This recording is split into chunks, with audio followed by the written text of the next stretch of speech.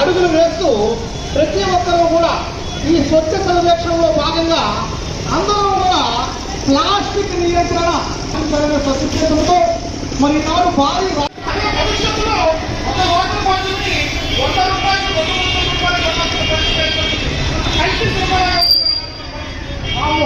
కాబట్టి ప్రతి ఒక్కరూ కూడా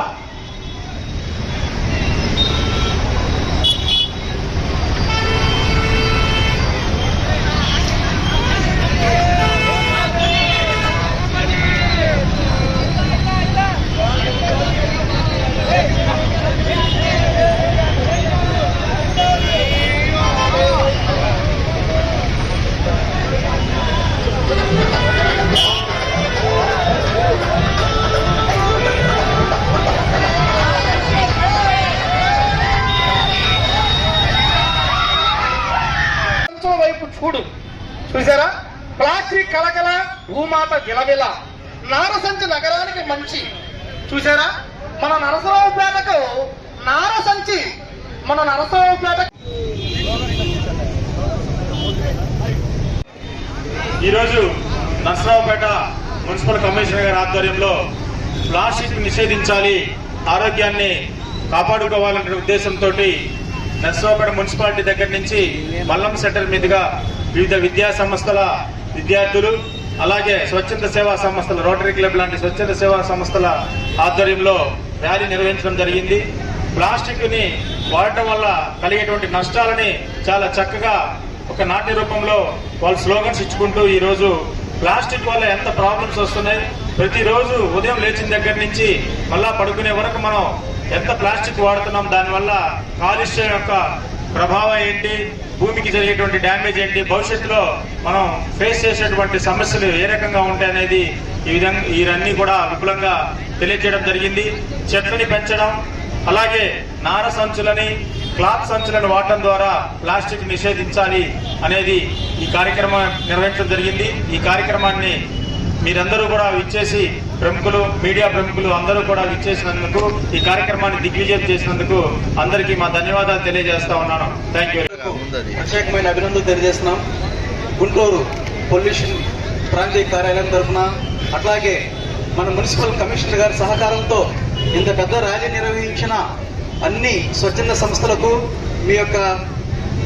మీకు శుభాకాంక్షలు తెలుపుతున్నాను. ఎందుకంటే మేము కూడా మా డిపార్ట్మెంట్ తరఫున ప్లాస్టిక్ వాడకాన్ని చాలా అవేర్నెస్ క్యాంపులు చేస్తూ అందరికీ అవేర్నెస్ ప్రోగ్రామ్స్ కాలేజీల్లో కానీ, స్కూల్స్లో కానీ, వ్యాపారస్తులకు కానీ పెడుతూ వాళ్ళతో 20 బిలో మైగ్రేట్ చేసే వాళ్ళకి, ఇండస్ట్రీస్ వాళ్ళకు కూడా నోటీసులు ఇస్తూ వాళ్ళందరూ నరికట్టే కార్యక్రమంలో కూడా మేమున్నాం.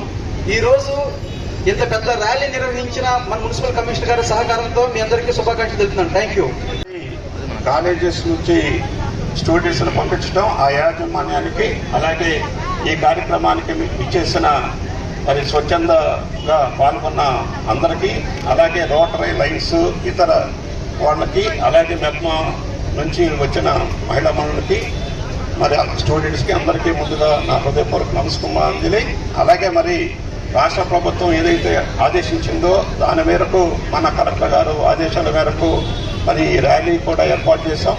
రాబోయే రోజుల్లో ఎట్టి పరిస్థితుల్లో నర్సరావుపేట టౌన్లో ప్లాస్టిక్ పూర్తిగా వినియోగించే దిశగా మనం చర్యలు తీసుకుంటాం. ఎందుకంటే ఈ కార్యక్రమం ముందుగానే మేము డిజైన్ చేశాము. ఆల్రెడీ చాలా షాపుల్లో మనం పెనాల్టీస్ కూడా ఇంపోజ్ చేశాం. మరి ఎప్పుడైతే 2022 సంవత్సరంలోనే ప్లాస్టిక్ బ్యాన్ అనే జీవో కూడా ఇవ్వడం జరిగింది, ఆ రోజు నుంచి కూడా ప్రజల్లో కూడా అవేర్నెస్ చేశాము.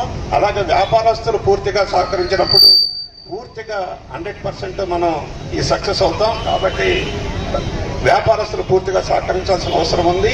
ఏదైతే ఈ రోజు నుంచి మరి దయచేసి వ్యాపారస్తులందరూ కోఆపరేట్ చేయాలి. ఇన్ కేసు కోఆపరేట్ చేయకపోతే పెనాల్టీస్ రూపంలో మీకు పెనాల్టీస్ కూడా విధించడం జరుగుతుంది.